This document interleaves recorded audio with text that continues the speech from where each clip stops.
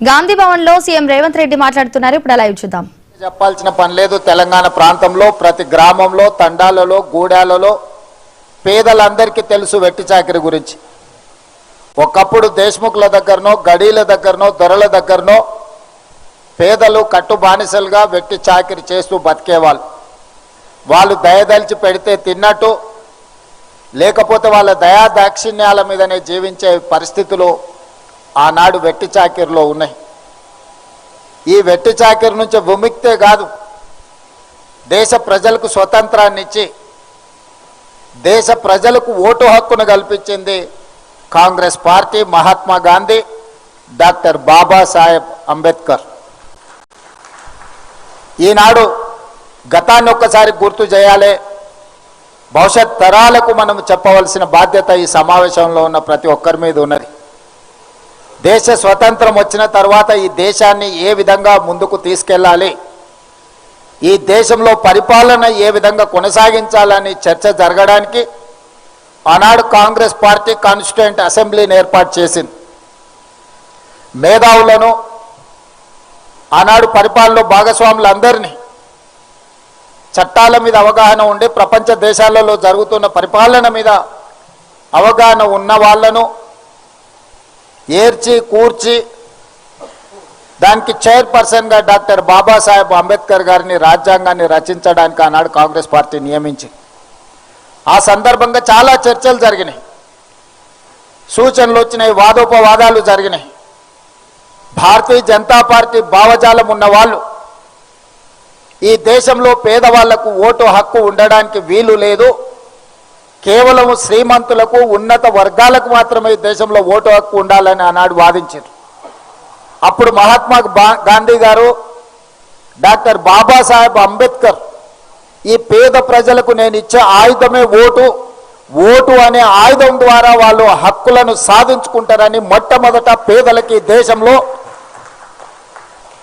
తమల్ని పరిపాలించడానికి అవసరమైన చట్టాలను, శాసనాలను చేసే ప్రతినిధులను ప్రతి 5 సంవత్సరాలకు ఒక్కసారి ఎన్నుకునే అధికారము, ఆ అధికారమే ఓటు అనే ఆయుధాన్ని ఆనాడు పేదలకు భారతీయ జనతా పార్టీ పూర్వాశ్రమంలో ఉన్న జనసంఘ కావచ్చు, ఆ వాసనలో ఉన్న వాళ్ళ యొక్క ఆలోచనకు వ్యతిరేకంగా ఆనాడు కాంగ్రెస్ పార్టీ, మహాత్మా గాంధీ గారు, డాక్టర్ బాబాసాహెబ్ అంబేద్కర్ గారు పేదలకు ఓటు హక్కు ఇచ్చి ఈనాడు ఉన్న రాజ్యాంగాన్ని మనకిచ్చారు. ఆ రాజ్యాంగాన్ని 75 సంవత్సరాలు పూర్తి చేసుకుంటున్న సందర్భంలో 2024 పార్లమెంట్ ఎన్నికల సందర్భంగా నరేంద్ర మోడీ గారి నాయకత్వంలో ఈ పేద ప్రజలకు అనుకూలమైన, పేద ప్రజలకు హక్కు కల్పించిన, పేద ప్రజలకు భద్రత కల్పించిన రాజ్యాంగాన్ని మార్చడానికి కుట్ర చేసి 400 సీట్లు మాకు ఇవ్వండి, మేము నూతన పరిపాలన తీసుకొస్తామని చెప్పి భారతీయ జనతా పార్టీ ప్రజల దగ్గరికి వెళ్ళారు. అప్పుడు కాంగ్రెస్ పార్టీ శ్రీమతి సోనియా గాంధీ గారు, మల్లికార్జున్ ఖర్గే గారు, రాహుల్ గాంధీ గారు వీళ్ళు ఈ రాజ్యాంగాన్ని మార్చడం ద్వారా పేదలకు అన్యాయం చేసి పేదల హక్కులను కాలరాసి కార్పొరేట్ కంపెనీలకి దేశాన్ని మళ్ళీ తిరిగి అప్పచెప్తారు. ఆనాడు ఈస్ట్ ఇండియా కంపెనీ ముసుగులో ఈ దేశాన్ని ఆక్రమించుకున్న బ్రిటిషర్స్ వారసత్వంగా బీజేపీ అంటే బ్రిటిషర్స్ జనతా పార్టీ అని చెప్పుకునే విధంగా ఈరోజు రాజ్యాంగంలో మార్పు తీసుకోవడానికి ప్రయత్నం చేస్తారు. ప్రజాస్వామ్యమే ప్రమాదంలో పడబోతున్నది. ప్రజలంతా జాగ్రత్తగా ఆలోచన చేయండి. డాక్టర్ బాబాసాహెబ్ అంబేద్కర్ గారు ఇచ్చిన రాజ్యాంగాన్ని బీజేపీ రద్దు చేయబోతుంది అని చెప్పి రాహుల్ గాంధీ గారు, ఖర్గే గారు అన్ని రాష్ట్రాలు తిరిగి ప్రజల్ని అప్రమత్తం చేసిండ్రు. అందుకే అత్యంత అంబేద్కర్ గారి ప్రభావితమైన రాష్ట్రాలైన మహారాష్ట్ర, ఉత్తరప్రదేశ్లో భారతీయ జనతా పార్టీని, ఎన్డీఏను తుడిచిపెట్టేసిండ్రు అక్కడ. అందుకే ఈరోజు భారతీయ జనతా పార్టీ 240 సీట్ల దగ్గర ఆగిపోయింది. ఎన్డీఏ కూటమి ఈరోజు అధికారంలోకి రావడం వల్ల, వాళ్ళు ఆశించిన 400 సీట్లు సాధించకపోవడం వల్ల రాజ్యాంగాన్ని సమూలంగా మార్చి వాళ్ళకు అనుకూలంగా రాసుకోవాలన్న ఆలోచన వాయిదా పడ్డది.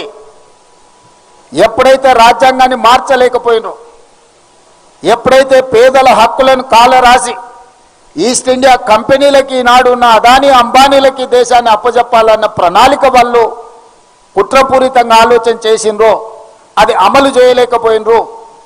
అందుకే ఈరోజు ఆ పథకాన్ని ఆ ఆలోచనని ఇంకొక రూపంలో అమలు చేయాలని బయలుదేరారు. అదే ఈనాడు ఓటర్ల ప్రక్షాళన అని చెప్పి SIR తీసుకొచ్చిండ్రు. తద్వారా ఈ దేశంలో ఉండే మైనారిటీలు, పేదలు, దళితులు, ఆదివాసీలు, గిరిజనులను, అత్యంత నిరుపేదలను, ముఖ్యంగా నిరుపేదకు, భూమి లేని వానికి, సొంత ఇల్లు లేని వానికి రక్షణ ఓటే. ఓటు ఒక్కటే ఆయుధం. ఇల్లు లేని వాడికి, ఆస్తి లేని వాడికి గుర్తింపే ఓటు.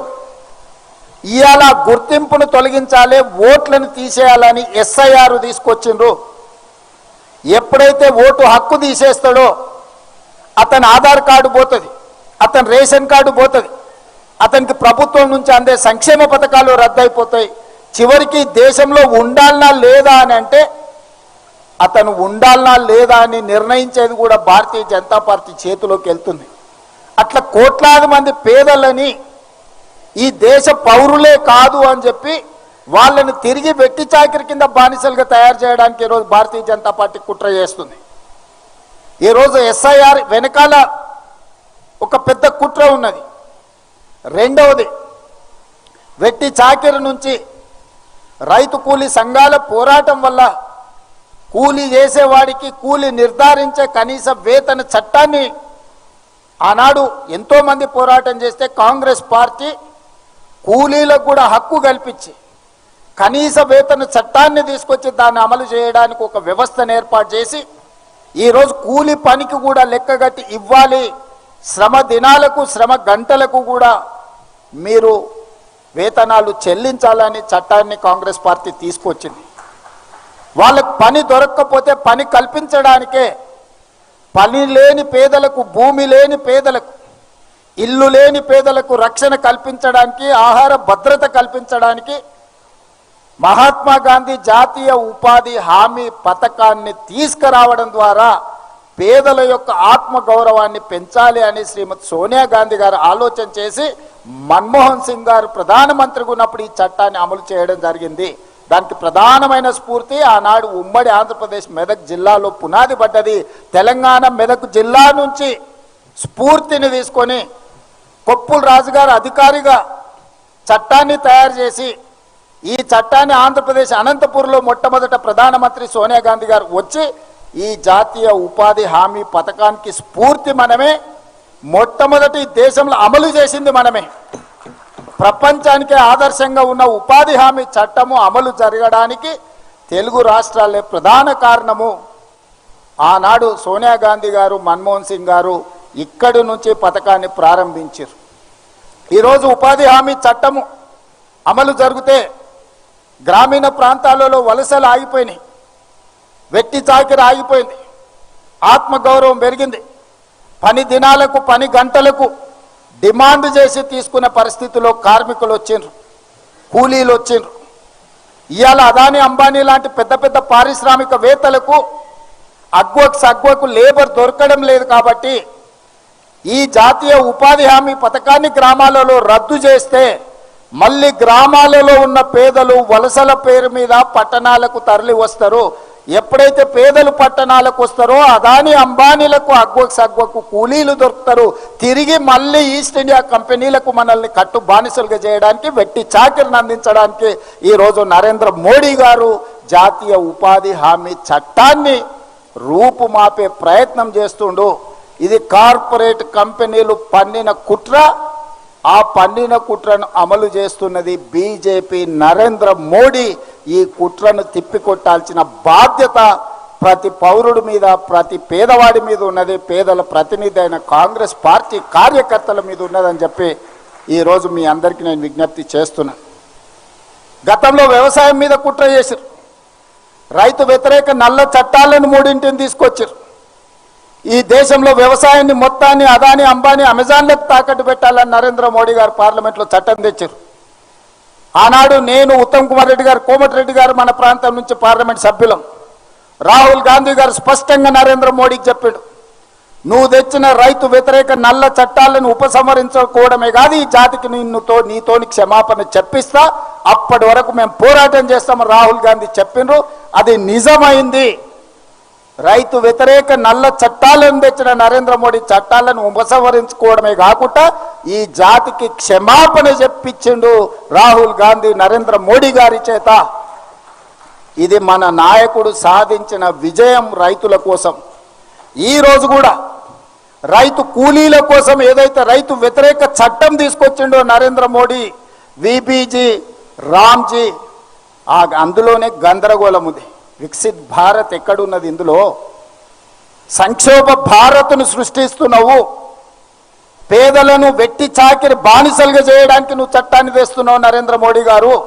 ఈరోజు మళ్ళీ ఏ తెలంగాణ రాష్ట్రం అయితే ఈ చట్టానికి స్ఫూర్తినిచ్చిందో, ఏ తెలుగు భాషల ప్రాంతంలో మొట్టమొదట అమలు జరిగిన మహాత్మా గాంధీ జాతీయ ఉపాధి హామీ చట్టం ఉందో పునరుద్ధరించే వరకు నీతోని కొట్లాడతాం. ఈ చట్టం పేదలకు వ్యతిరేకంగా తెచ్చినందుకు మళ్ళీ పేదలకు ఈ జాతికి క్షమాపణ చెప్పే వరకు నరేంద్ర మోడీ గారిని వదిలే సమస్యనే లేదు. దీని మీద సంపూర్ణమైన కార్యాచరణ ఏఐసిసి నుంచి ఆదేశాలు అందుకొని మన అందరం కూడా క్షేత్రస్థాయిలో వెళ్ళి ప్రజలకు వివరించాలి. ఈ చట్టం ఏదో మార్పు కాదు. ఈ చట్టం మనల్ని తిరిగి కార్పొరేట్ కంపెనీలకు కట్టు బానిసలుగా మార్చడానికి తీసుకొచ్చిన చట్టం. ఈ చట్టాన్ని సంపూర్ణంగా తెలంగాణ శాసనసభ ఏకగ్రీవ తీర్మానం ద్వారా తిరస్కరించింది. శాసనసభలో మొదలైన తీర్మానం గ్రామ సభలకు వెళ్ళాలి. ప్రతి గ్రామ సభ పెట్టి ఈనాడు 12,702 మంది గ్రామ సర్పంచులు ఎవరైతే ఎన్నికైనరో 12,702 మంది గ్రామ సర్పంచులు గ్రామ సభలు పెట్టడం ద్వారా ఈ చట్టాన్ని తిరస్కరిస్తూ ఏకగ్రీవ తీర్మానాన్ని గ్రామ సభలలో ప్రవేశపెట్టాలి.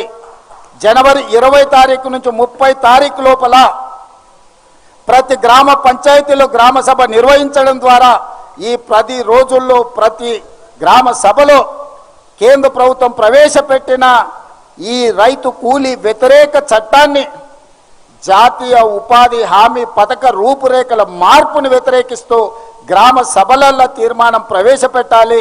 ఎగ్జాక్ట్గా ఏ తీర్మానం ప్రవేశపెట్టాలనో మొన్న శాసనసభలో సీతక్క గారు శాసనసభలో ప్రవేశపెట్టిన తీర్మానం యొక్క మ్యాటర్ని, ఆ వివరాలన్నిటిని కూడా గ్రామ సభలకు పంపాలి.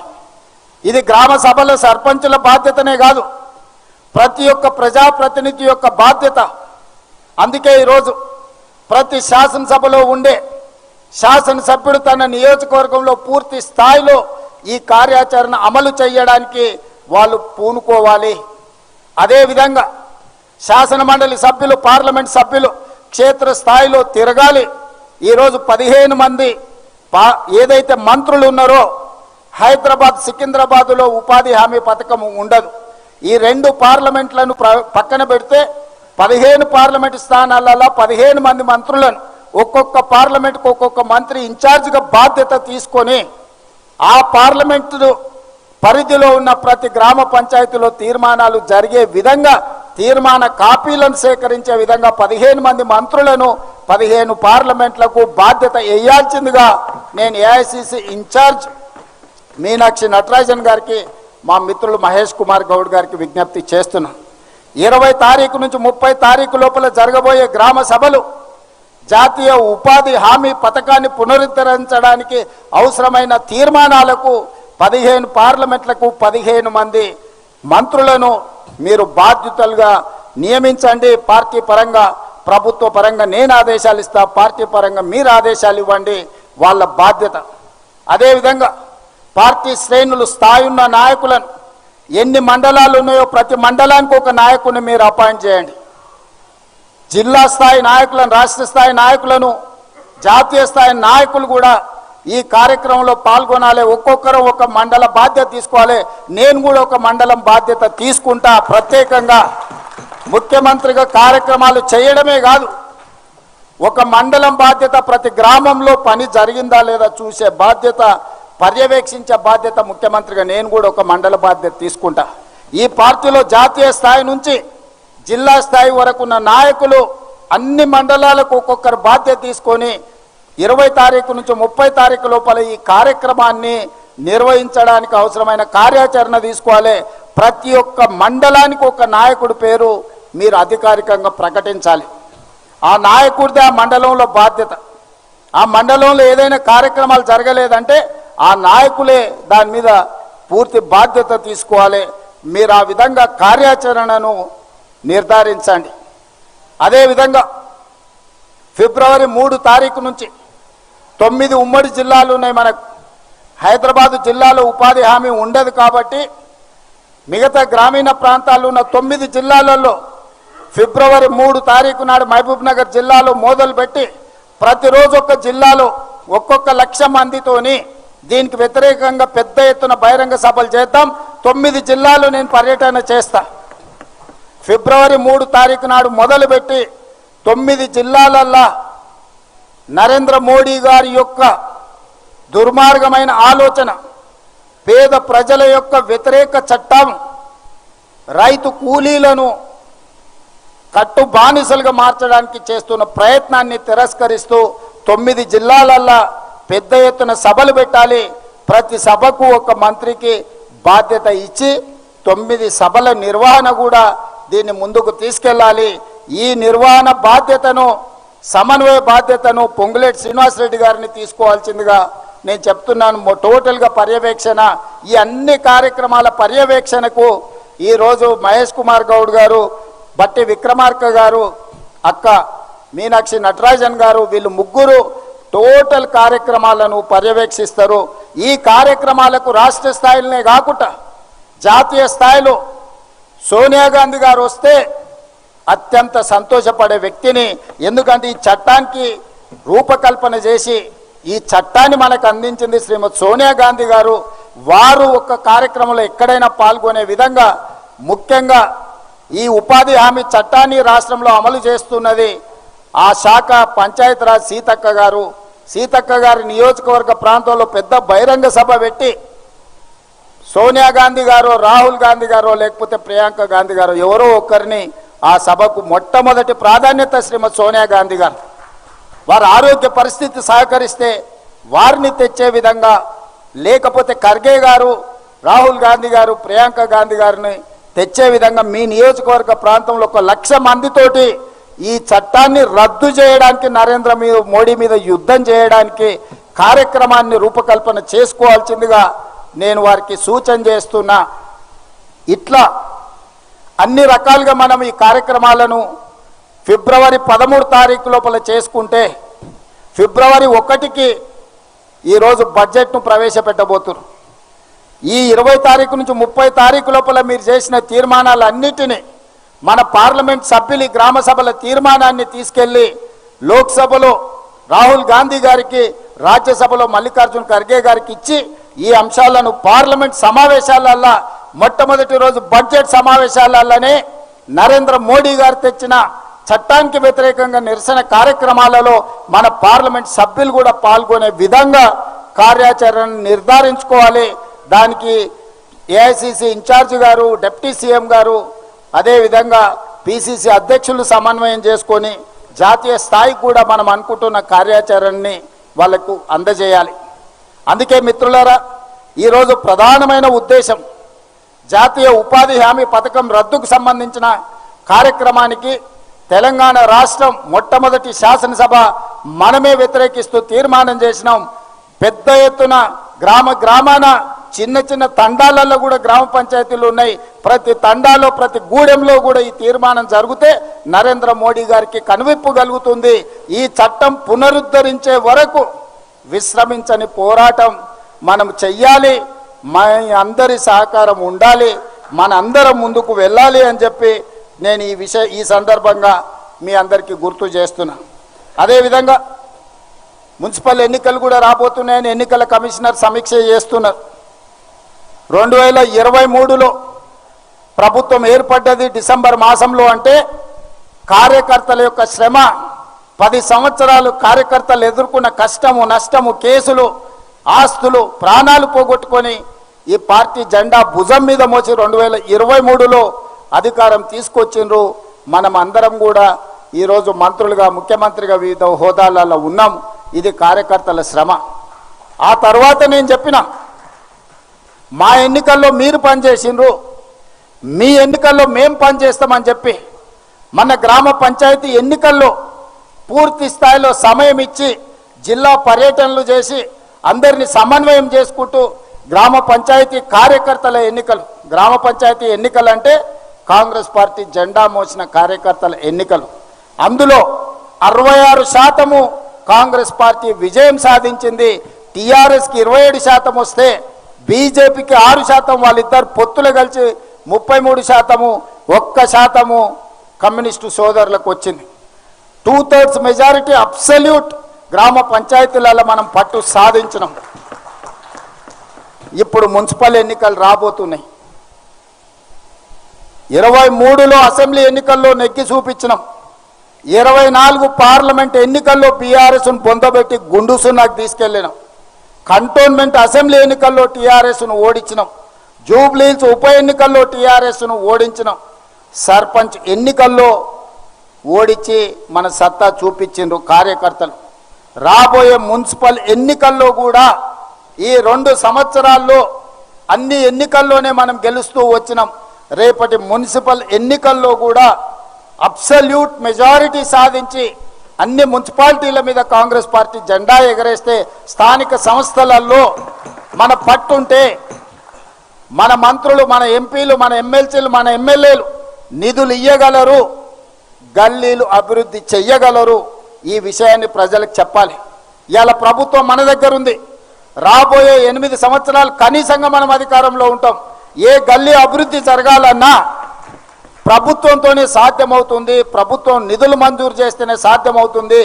ఆ నిధులు మంజూరు కావాలంటే అక్కడ ఉండే స్థానిక సంస్థల ప్రతినిధులు ప్రభుత్వంతో సమన్వయం చేసుకోవాలి. మంత్రుల దగ్గరికి వెళ్ళి ఏం నిధులు కావాలనో అడగాలి. ఇవాళ బీఆర్ఎస్ బీజేపీ వాళ్ళు సభలోనే చర్చలకు వస్తలేరు. ప్రజల సమస్య పరిష్కారం కోసం ఈ 2 సంవత్సరాలలో బీఆర్ఎస్ వాళ్ళు ఒక్కడు కూడా వచ్చి నా దగ్గర కాగితం అడగలేయా, నేను ఎమ్మెల్యేను, మా నియోజకవర్గానికి నిధులు కావాలి అంటే వాళ్లకు రాజకీయ పరమైన పదవులే కావాలి కానీ గ్రామీణ ప్రాంతాల అభివృద్ధి వాళ్ళకు పట్టు లేదు.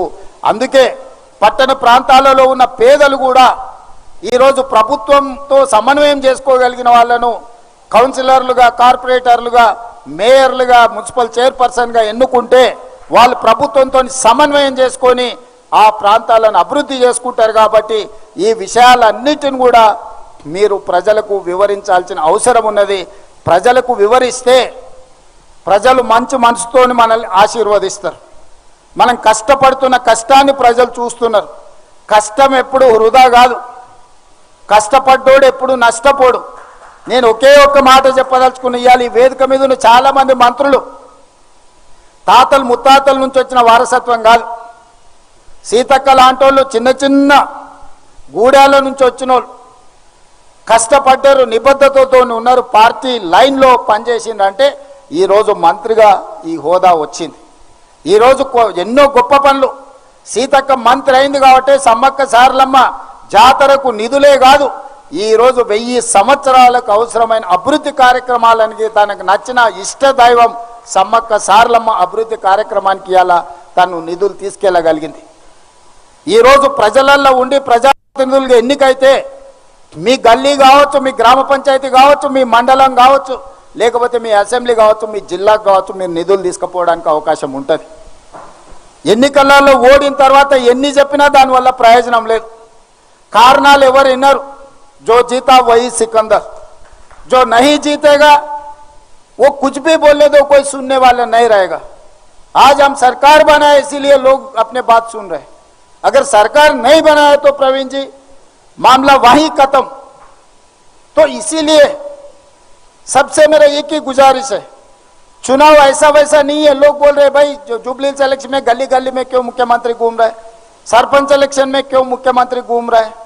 तो जिस दिन अपने लिए जो मेहनत की, अपने लिए जो पसीना खून दे दिए, जब उनको जिताने के लिए गली गली नहीं घर घर भी घूमना पड़ता. गली गली छोड़ दो, गांव गांव छोड़ दो, घर घर घूम के उन लोगों को जिताना है. वो लोग मेहनत किए तो हम लोग नेता बने, नहीं है तो हमको कोई पहचान नहीं है. कांग्रेस पार्टी नहीं है तो हमको कोई पहचान नहीं है. ये कुर्सी नहीं है तो हमारे लिए कोई पहचान नहीं है. रेवंत रेड्डी महेश गौड़ बोले तो ऐसे बहुत सारे लोग हैं दुनिया में। कौन रेवंत रेड्डी, कौन महेश गौड़? आज कांग्रेस के अध्यक्ष बना, इसीलिए पूरा देश में उनको पहचान रहा है। आज मैं मुख्यमंत्री बना कांग्रेस पार्टी की वजह से। आज देश भर, दुनिया भर मेसी भी आके अपने से फुटबॉल खेला है। नहीं, ये तो कौन देखेगा? फुटबॉल देखने के लिए भी भट्टी जी एक पास भी नहीं देते थे, है नहीं? ये हकीकत है। अपने को पसंद है ना पसंद है, ये सच है। आप लोगों से भी मेरा एक ही गुजारिश है, जीतने के लिए काम नहीं किए तो आपका भी कोई पहचान नहीं है गांधी भवन में कांग्रेस पार्टी के ऑफिस में। जो मेरे को पसंद नहीं है, जब तक आप बोलना है बोल दो, टिकट किसको देना, किसको जिताना है। जब पार्टी एक निर्णय ले लिए, पार्टी के लाइन पे चलना, उसके बाद कुछ बोलने का हक किसी नेता को नहीं है। जब तक पार्टी तय नहीं करेगा तब तक आप कुछ भी बोलो। पार्टी के अंदर दफ्तर में जाके अध्यक्ष के लिए, अध्यक्ष को बोल दो, मंडल अध्यक्ष भी हो, जिला अध्यक्ष भी हो, राज्य अध्यक्ष भी हो, आप बंद कमरे में कुछ भी बोलो। मगर एक बार पार्टी अगर तय कर दिया, किसी को भी बाम दे दिया, हो गए बात वहीं, उनको जिताना। नहीं जिताता हूं मैं, मेरा पसंद नहीं है, मेरे रिश्तेदार नहीं है, मेरे दोस्त नहीं है, सब कोई सुनने के लिए यहां पर कोई खाली बैठा नहीं है।